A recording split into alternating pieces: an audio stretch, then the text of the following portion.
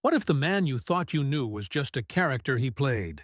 Welcome to Ingram, a bold, unfiltered, and darkly hilarious novel from Louis C.K., the award-winning comedian, writer, and provocateur who has spent decades dissecting human nature with brutal honesty and biting wit. This isn't just fiction. It's a semi-autobiographical fever dream that blurs the line between truth and performance, fame and isolation, comedy and tragedy. Meet Ingram, a fictionalized version of Louis himself, a middle-aged comedian at the height of his success, yet drowning in loneliness, self-loathing, and the absurdity of modern celebrity.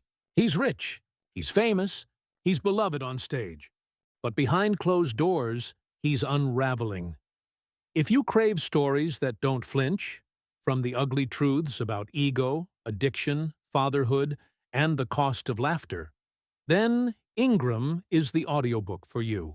Get ready for something raw, real, and unlike anything you've ever heard before. This isn't just a novel, it's a confession. Ingram unfolds as a series of vignettes, monologues, and surreal episodes that mirror the fragmented life of a man who's spent decades making people laugh while barely understanding himself. The story follows Ingram, a stand-up comic riding the wave of late-career fame, traveling from city to city, performing sold-out shows, and returning each night to hotel rooms that feel more like prison cells. He doesn't drink much. He doesn't do drugs. He doesn't sleep around. And yet, he's deeply, profoundly broken.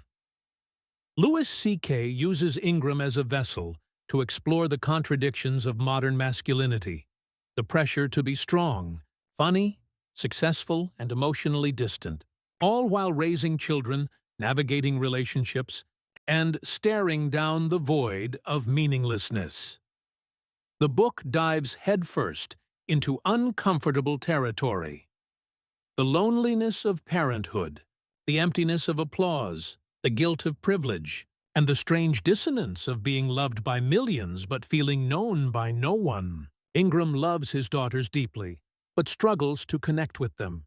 He wants to be honest, but keeps lying, to himself, to others, even to the audience that adores him.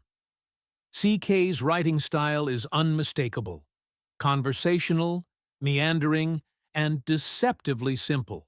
It feels like eavesdropping on a late-night monologue delivered from a dimly lit dressing room. There are no grand plot twists or high-stakes drama, just the quiet chaos of a mind constantly analyzing, judging, and failing itself. And yet, it's mesmerizing. One chapter finds Ingram obsessing over whether he should eat an entire chocolate cake alone in his hotel room. Is it gluttony? Is it freedom? Another details a painfully awkward encounter with a fan who tells him, "You changed my life," while Ingram silently wonders, why would you say that to someone you just met? There's a heartbreaking scene where he tries to explain death to his young daughter, only to realize he doesn't believe in an afterlife, but lies anyway because he can't bear to break her heart. It's moments like these that elevate Ingram from mere satire to something far deeper, a meditation on love, responsibility, and the masks we wear to survive. The novel also doesn't shy away from confronting C.K.'s real-life controversies. Through Ingram, he examines power, shame, regret, and the consequences of bad choices, not with excuses, but with a kind of weary self-awareness. There's no redemption arc, no easy forgiveness, just a man trying, and often failing, to be better. But here's the twist. Ingram is also hilarious. Even in its darkest moments, the book is laced with Louis C.K.'s signature observational humor, absurd, cringe-inducing, and devastatingly accurate. Whether he's ranting about airline food, modern parenting, or the existential horror of group texts, the comedy cuts deep because it's rooted in truth. And when Ingram steps on stage, the energy shifts. Suddenly, the broken man becomes a prophet of discomfort, telling audiences exactly what they don't want to hear: that they're selfish, insecure, and afraid of dying, and they love him for it. That duality, being both the clown and the saddest man in the room, is at the heart of Ingram. It's a story about the price of honesty, the illusion of control, and the strange alchemy of turning pain into punchlines.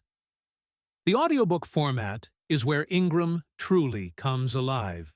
Narrated in Lewis's unmistakable voice, dry, gravelly, and dripping with irony, the experience feels less like listening to a novel and more like sitting across from him in a diner at 3 a.m.